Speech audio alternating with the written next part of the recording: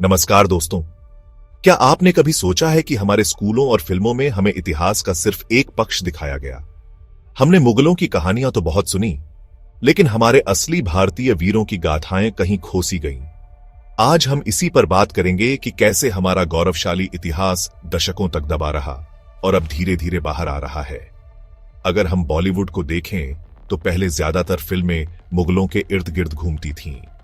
जोधा अकबर, पद्मावत, मुगल ए आजम जैसी फिल्मों में हमें सिर्फ एक भव्य और रॉयल छवि दिखाई गई, लेकिन कभी यह नहीं बताया गया कि इन्हीं मुगलों ने हमारे मंदिरों को तोड़ा, हमारी संस्कृति को कुचलने की कोशिश की और हमारी सभ्यता को नुकसान पहुंचाया।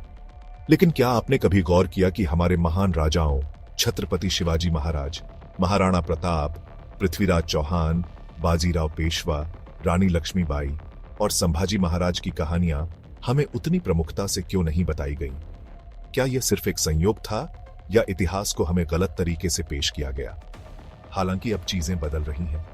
हाल ही में बनी तान्हाजी, सम्राट पृथ्वीराज, कश्मीर फाइल्स और अब छावा जैसी फिल्मों के जरिए हमारे योद्धाओं की वीरता को दिखाने की कोशिश की गई है।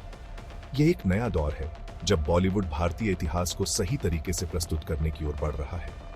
आज के समय में सोशल मीडिया की ताकत ने भी इस बदलाव को संभव बनाया है। अब लोग अपनी आवाज उठा रहे हैं, इतिहास को सही तरीके से दिखाने की मांग कर रहे हैं।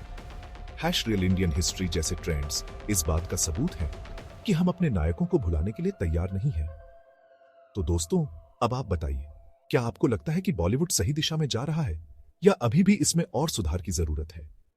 क्या आप चाहते हैं कि हमारे इतिहास के असली नायक और उनकी गाथाएं बड़े पर्दे पर दिखाई जाए? हमें अपने विचार कमेंट सेक्शन में बताइए, और अगर आप भी अपने गौरवशाली इतिहास को जानना चाहते हैं तो इस चैनल को जरूर सब्सक्राइब करें। जय हिंद।